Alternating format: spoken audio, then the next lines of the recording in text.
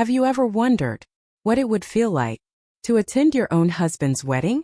Not after a divorce, not after years apart, but after everyone believed you were dead. Because that's exactly where my story begins. 10 years ago, my family stood beside an empty coffin. My husband cried. My best friend held his hand. The minister called me gone too soon. The insurance company closed my file. The police stopped searching. The world moved on. Except, I never died. My name is Sarah Morgan. At least, it used to be. For 10 years I lived without that name. Without a passport. Without a home. Without a memory of who I was. The ocean didn't kill me. It stole me. When I finally remembered my past, the first thing I searched was my own name. I expected an old obituary, maybe a faded photograph. Instead, I found a wedding announcement. Large gold letters stretched across the screen. Ethan Morgan and Olivia Carter. Saturday, 2 p.m. St. Mark's Church. Guests welcome. For a moment, I honestly believed it had to be another Ethan. Another Olivia. Then I opened the article. There they were. My husband. My best friend. Smiling. Holding each other. The caption underneath read, "After years of healing from unimaginable loss, Ethan Morgan has found love again with longtime family friend Olivia Carter." I couldn't breathe. Not because Ethan was getting married. People move on. Grief changes people. I understood that. What shattered me was the date. I disappeared on June 18th. He proposed on September 2nd, less than 3 months later. I kept scrolling. There were hundreds of comments. "You too deserve happiness." Sarah would be smiling from heaven. Finally, after all these years. Then one comment caught my eye. It wasn't from a stranger.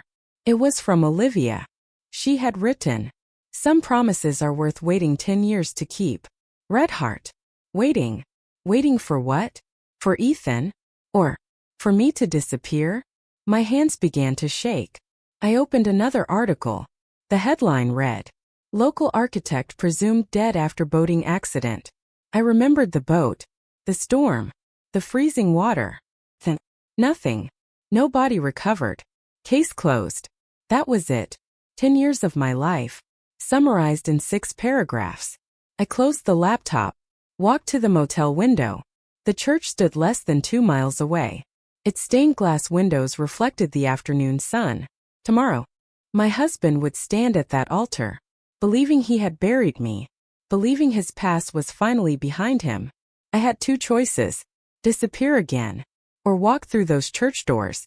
Slowly, I picked up the wedding invitation I'd printed an hour earlier, folded it once, slipped it into my purse, then looked at my reflection. For 10 years, the world believed Sarah Morgan was dead. Tomorrow, someone was going to wish she had stayed that way. As I turned away from the window, my phone buzzed. Unknown number. One message. No greeting. No signature. Just 7 words. "Don't go to the wedding. Olivia knows you're alive." I read the message again. "Don't go to the wedding. Olivia knows you're alive." No name. No number. No explanation. Called it. The line disconnected before it even rang. I tried again. "This number is no longer in service." A number that could send messages, but couldn't receive calls. I stared at the screen. Someone knew where I was. Someone knew I had found the invitation. More importantly, someone wanted me alive. But why? Sleep never came that night. Every time I closed my eyes, the storm returned. The waves. The freezing water. A bright white light. Someone shouting my name. Then, nothing. The memory still came in broken pieces, like photographs scattered across the floor. No matter how hard I tried, I couldn't remember how I survived. Only that I had. The sunrise. I walked to the small cafe beside the motel. The waitress smiled. "The usual?" I nodded without thinking. "Coffee. Black." She returned a minute later. "You've been sitting in that same booth every morning this week." I forced a smile. I guess old habits come back. She laughed. "Not many people spend an entire week staring at one wedding invitation." The words hit me like ice water. "What did you say?" She frowned. "The invitation." You've had it with you every morning. No, I whispered. I only printed it yesterday. Her smile disappeared. I'm sorry. I thought. She looked genuinely confused. I could have sworn it was the same one. I hurried back to the motel, locked the door, spread everything across the bed. Passport, cash, laptop, wedding invitation. Nothing looked disturbed. Then, I noticed something I was certain hadn't been there before. A tiny white envelope. No stamp. No address. Just my name. Sarah. Not Sarah Morgan. Just Sarah. My pulse quickened. I slowly opened it. Inside was a single photograph. Nothing else. It showed me, standing outside this very motel. The picture had been taken yesterday afternoon. I was looking in the opposite direction, completely unaware. On the back, someone had written 4 words. You're remembering too slowly. A chill ran through my body. I rushed to the window. The parking lot was almost empty. An elderly couple loaded suitcases into their car. A delivery truck pulled away. Across the street, a man sat on a park bench reading a newspaper. The moment I looked at him, he lowered the paper. Our eyes met. He smiled. Not warmly. Almost knowingly. Then he stood, folded the newspaper, and walked away without looking back. I ran outside. By the time I reached the sidewalk, he was gone. No car. No footsteps. Nothing. Only the newspaper remained on the bench. Picked it up. Something heavy slipped from between the pages. A silver key. Attached to it, a faded plastic tag. Room 214. Harborview Hotel. The name hit me like lightning. Harborview. The last hotel Ethan and I stayed in. The night before the boating trip. The night my life disappeared. I looked down at the key. My hands were shaking. For 10 years, I thought the storm had stolen my memories. But standing there, holding that old hotel key, I realized something far more terrifying. Maybe someone had stolen them first. As I slipped the key into my pocket, my phone buzzed again. Another anonymous message. This one contained only a photograph. It was taken inside St. Mark's Church. Less than 5 minutes earlier, Olivia stood at the altar, trying on her wedding dress. But that wasn't what made my blood run cold. Someone had drawn a red circle around the woman standing behind her. I stared at the face. My heart stopped. I knew her. The problem was, she died the same day I disappeared. I zoomed in on the photograph until the image became blurry. The woman standing behind Olivia wore a navy blue dress. Dark hair. Pearl earrings. Hands folded neatly in front of her. She wasn't smiling. She was watching. Watching Olivia. Watching the church. Almost. Waiting. My fingers trembled. No. I whispered. It can't be. I knew that face. Not because she was famous. Because 10 years ago, I attended her funeral. Her name was Rebecca Lawson. She had worked at Harborview Hotel.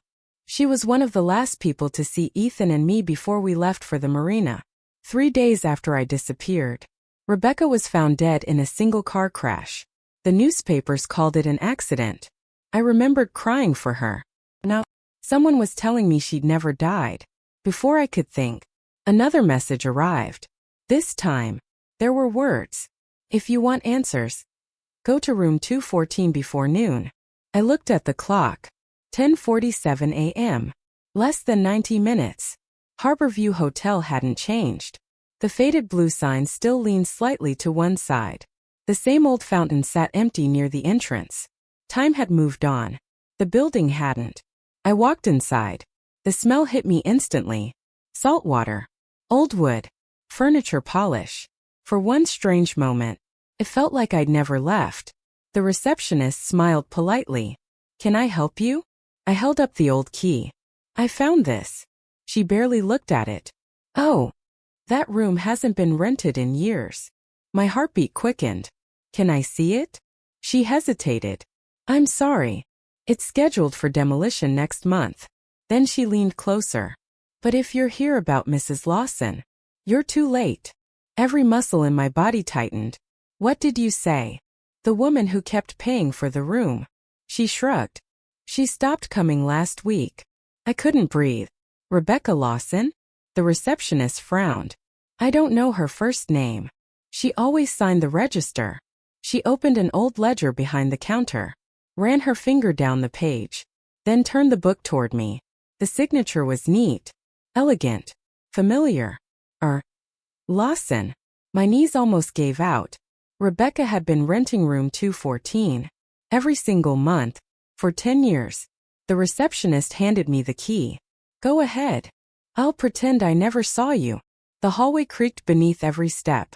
Room 214 stood at the very end. The paint on the door had peeled away. The brass numbers were almost black with age. I unlocked it. The room was untouched. Dust covered every surface. The curtains were closed. A small suitcase rested on the bed, as though someone had planned to return. Yesterday. I slowly opened it. Inside, there were only 3 things. Passport, a cassette recorder, and a sealed envelope. Across the front, written in careful handwriting, were 5 words. For Sarah if I disappear. My heart pounded so hard it hurt. Rebecca had expected this. She had known. Someone would come for her. I reached for the envelope. Then, I heard footsteps. Not outside the hotel. Inside the room. Directly behind me. Slow. Careful. Someone had entered without making a sound. I turned. The doorway was empty. But the bathroom door, which had been closed moments earlier, was now slowly opening. A woman's voice broke the silence. Soft. Calm. Almost apologetic. Sarah. If you're opening that envelope, we're both already out of time. The bathroom door creaked open. Inch by inch. I held my breath. No one stepped out. Only silence. Then the voice came again. Not from inside the bathroom. From the cassette recorder lying inside Rebecca's suitcase. I stared at it for a second, then pressed play. Static filled the room. A deep breath. Then a woman's voice. Calm. Controlled. Tired. Sarah. If you're hearing this, I'm probably gone.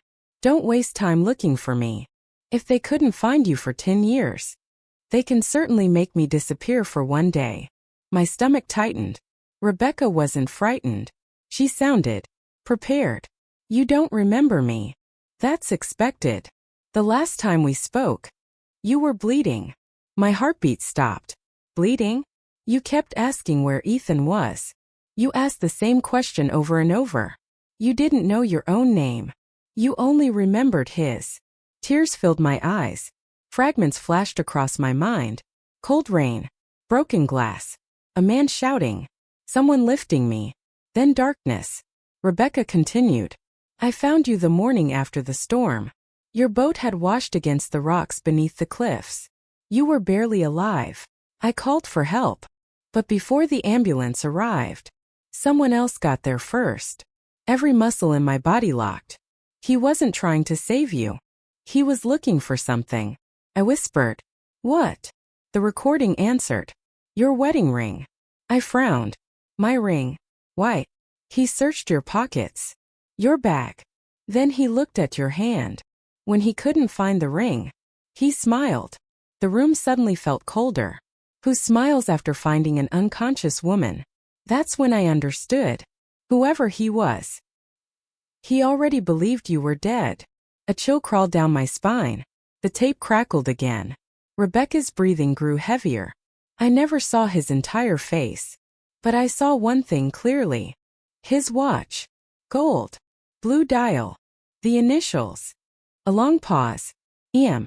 My heart slammed against my ribs. M. Ethan Morgan. No, it couldn't be. The tape ended with one final sentence. Sarah. If Ethan tells you he loved you, believe him. If he tells you he never lied, don't. Click. Silence. I stared at the recorder. Nothing made sense anymore. If Ethan had searched my body, why hadn't he saved me? If he thought I was dead, why was he there before the ambulance? Questions crashed through my mind. Then, I noticed something beneath the cassette player. A folded motel receipt. The date matched the night I disappeared. Across the bottom, 1 room number. 2 names. Sarah Morgan. Ethan Morgan. Then, written in different handwriting. 3 words. She remembers everything. The receipt was dated 2 days after I supposedly drowned. I couldn't breathe. Someone had checked into this hotel, using my name, after everyone believed I was dead. Just as I slipped the receipt into my pocket, my phone rang. Not a message. A call. Unknown number. I answered. For 3 long seconds, no one spoke. Then a familiar male voice whispered, "Sarah. Whatever Rebecca told you." A shaky breath. "Don't let Olivia hear the recording." The line went dead. I stared at the phone, because I recognized the voice instantly. It was Ethan. I listened to Ethan's voice again, not because I doubted what I'd heard, because I couldn't believe it. "Don't let Olivia hear the recording." Not, "Don't trust Olivia." Not, "Run." He was worried about one thing. The tape. Why? I looked at the motel receipt again. Room 214. The same room. The same date.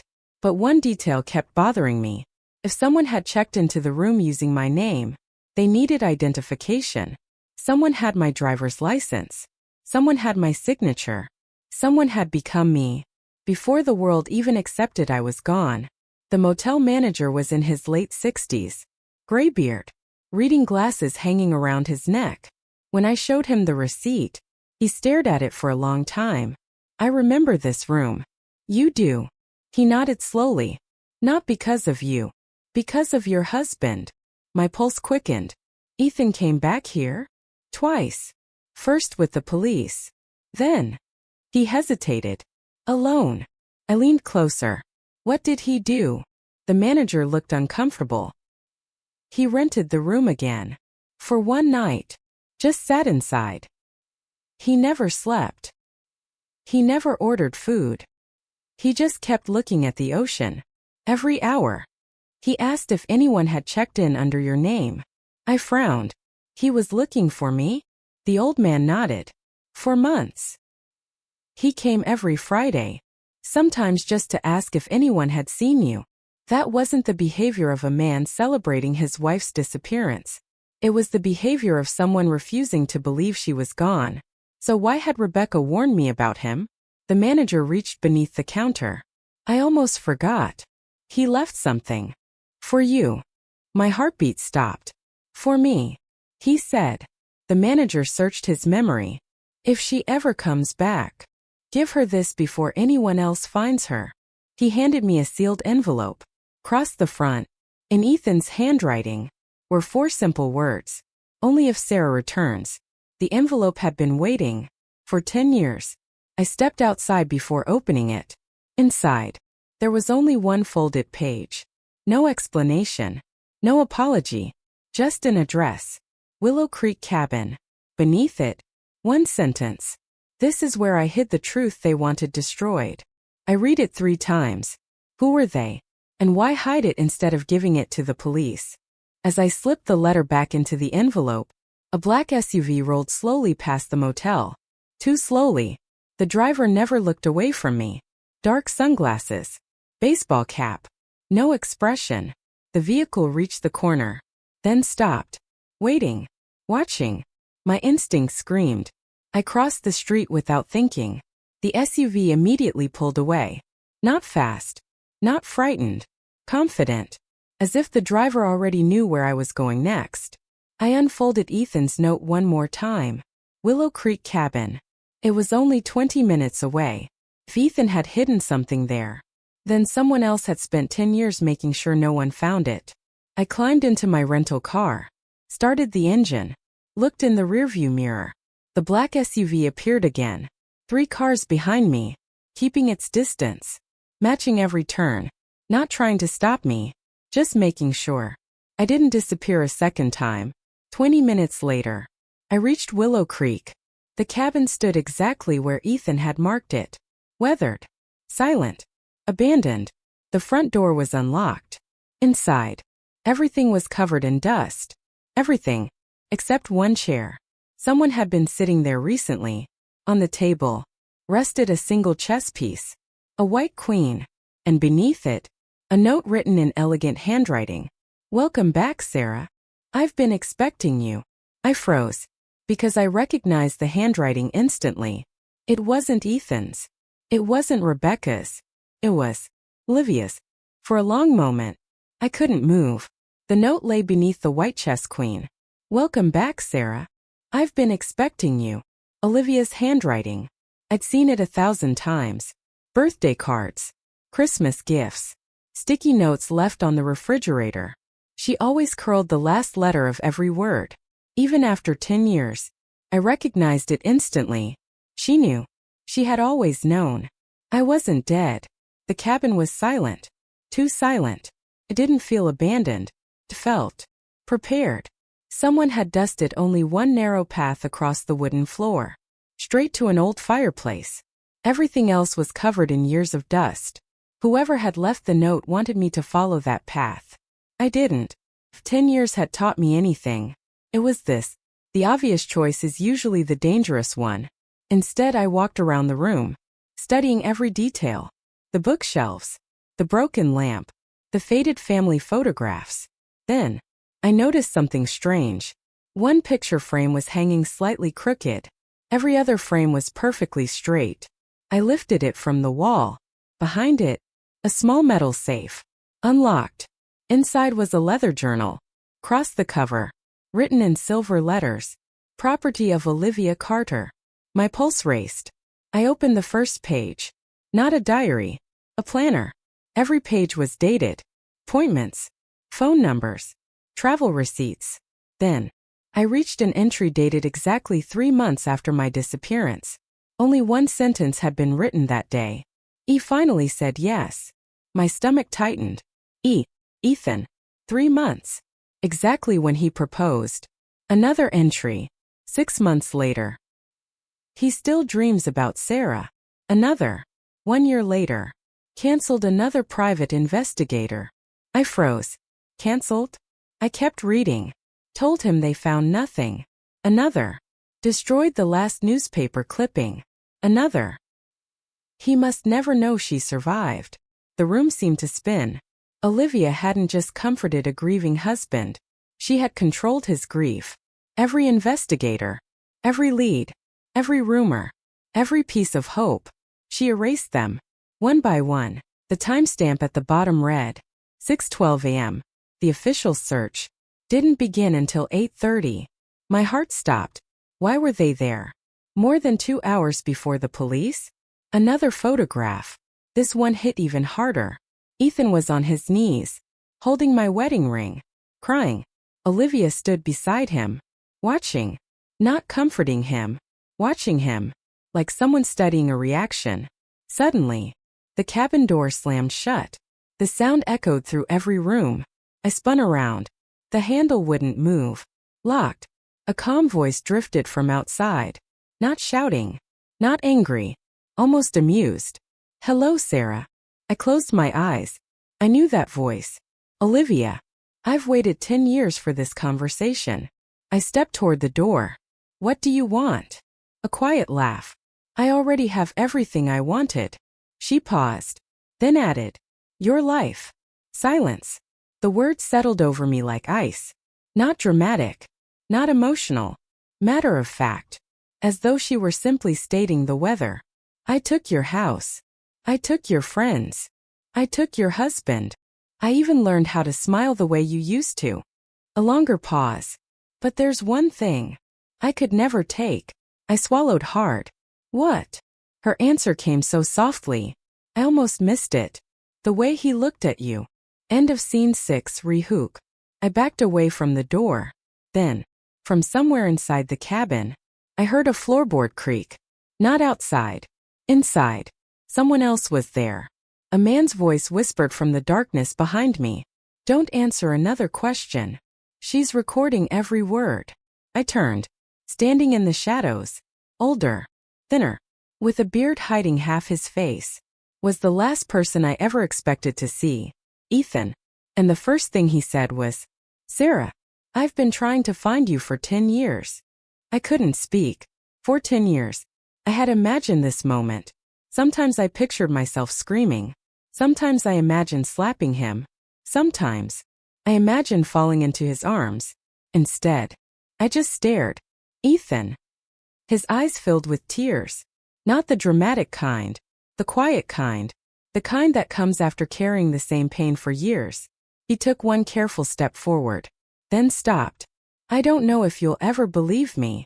His voice was barely above a whisper. But I never stopped looking for you. I laughed. Not because it was funny, because it hurt. You remarried. His face fell. I was going to. I pulled the wedding invitation from my purse.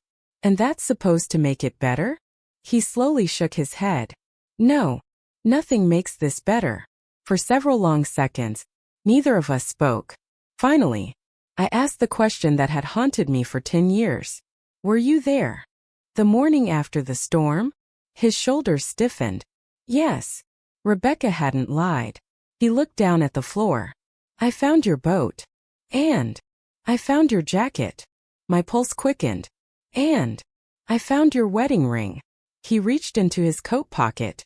Very carefully. He placed a small velvet box on the table. I opened it. Inside was my ring. The same tiny scratch near the diamond. The same engraving inside. Forever. I couldn't breathe. You kept it. Every day. For 10 years. I looked at him.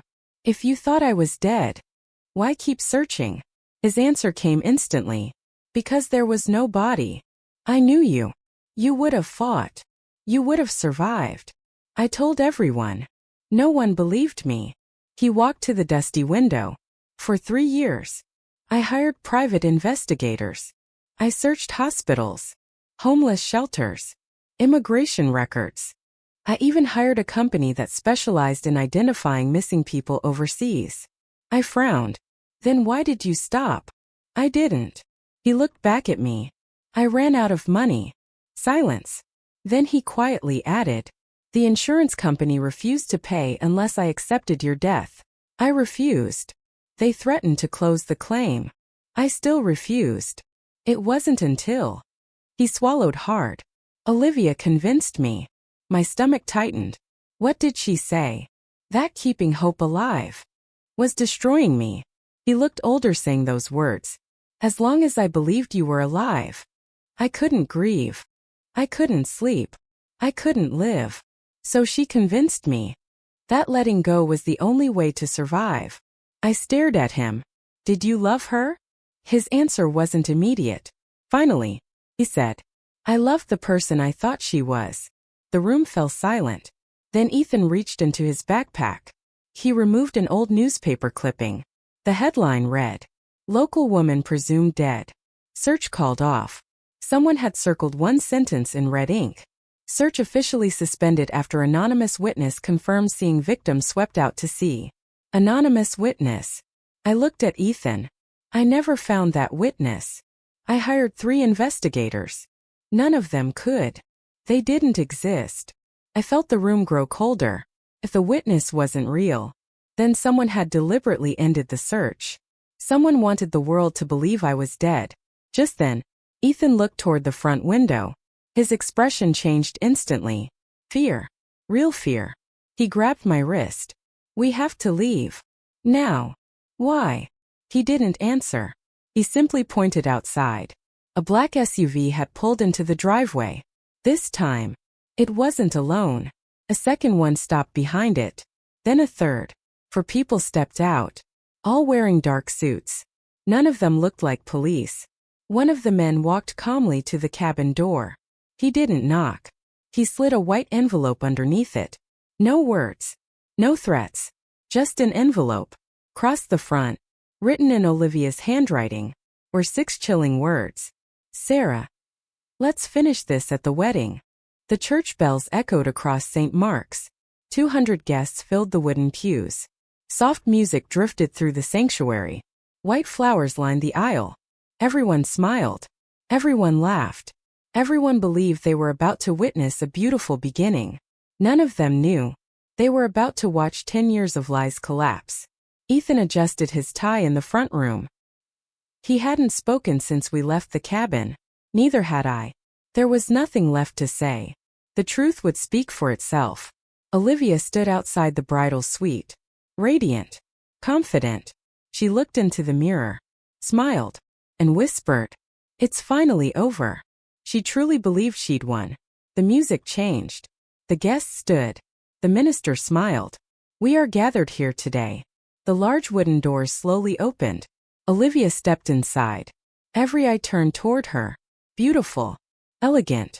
Perfect. She walked down the aisle without hesitation. She never looked toward the back of the church. She never imagined she needed to. The minister continued. We are here to celebrate the union of. A calm voice interrupted. I object. The church became silent. Every head turned. Slowly. I stood from the last pew. A long gray coat. Wide-brimmed hat. Dark sunglasses. No one recognized me. Not yet. Olivia frowned. The minister looked confused. Ma'am. If you have a legal objection. I do. I removed the sunglasses. Then the hat. Gasps spread across the room like falling dominoes. Someone dropped a program. An elderly woman covered her mouth. A man whispered, My God. Ethan closed his eyes. Not in surprise. In relief. Olivia didn't move. She simply stared. The color drained from her face. Impossible. That's what her expression said. Impossible. I walked slowly down the aisle. Not rushing. Not shaking. Every step echoed through the silent church. When I reached the front, I looked directly at Olivia. Hello. Her lips trembled. You. I smiled faintly. You told everyone I was gone. A pause. You should have waited for proof. The minister stepped back. No one stopped me. No one could. I turned toward the guests. My name is Sarah Morgan. I disappeared 10 years ago. I didn't die. I survived. Murmurs spread through the church. Phones appeared. People started recording. Olivia finally found her voice. She's lying. I looked at her. No. Then I held up my passport. My fingerprints. My medical records. My DNA. I've already given everything to state investigators. Silence. Olivia looked toward Ethan. Say something. He did. I already have. He stepped away from the altar. Away from Olivia. Toward me. Not to embrace me. Simply. To stand beside the truth. I reached into my bag. Removed Olivia's planner. Then Rebecca's recording. Then the motel receipt. One by one. I handed them to Detective Karen Mills, who had quietly entered the church with 2 investigators after receiving the evidence earlier that morning. The detective opened the planner. Read one page. Then another. Her expression hardened. She looked directly at Olivia. Miss Carter. You'll need to come with us. Olivia laughed. Actually laughed. You think this proves anything? She looked around the church. These are notes. Old papers. Nothing more. Then Detective Mills placed one final document in front of her. The search cancellation request. Signed electronically. Not by Ethan. Not by the police. By Olivia. Using forged credentials. The room fell silent. Olivia's confidence cracked. For the first time, fear replaced control. She looked at Ethan. I did it for us. He slowly shook his head. You did it for yourself. She looked at me. You were never supposed to come back. The words escaped before she realized what she'd admitted. Every phone in the church was recording. Every guest heard it. Every investigator heard it. She covered her mouth. Too late. Detective Mills stepped forward. Olivia Carter. You're under arrest for fraud, forgery, obstruction of justice, and interference in a missing persons investigation. As the handcuffs clicked into place, Olivia never looked at me. She looked only at Ethan, as though she still believed he might choose her. He didn't. The guests quietly filed out. No applause. No celebration. Just silence. The kind that follows the truth. Reporters had already gathered. Flashes filled the air. Questions flew from every direction. I ignored all of them. Instead, I walked to the small cemetery behind the church. A memorial stone stood there. My name carved into polished granite. Sarah Morgan. Beloved wife. Gone too soon. I smiled sadly. Reached into my purse. Placed my wedding ring on the stone. Not because I no longer loved Ethan. Because that life, Ethan. I'm sorry. I nodded. I know. He looked at the ring. Is this goodbye? I took a long breath, then answered honestly. No. It's acceptance. I forgive you. A pause. But forgiveness isn't the same as going back. Tears filled his eyes. He understood. I turned toward the road. The morning sun broke through the clouds for the first time all day. For 10 years, the world had remembered me as a ghost. Today, I walked away as myself. Not the woman someone tried to erase. The woman who survived. People often say the hardest part of betrayal is losing the person you loved. They're wrong. The hardest part is discovering you were never the one who disappeared. The truth did. And once it returned, no lie was strong enough to bury it.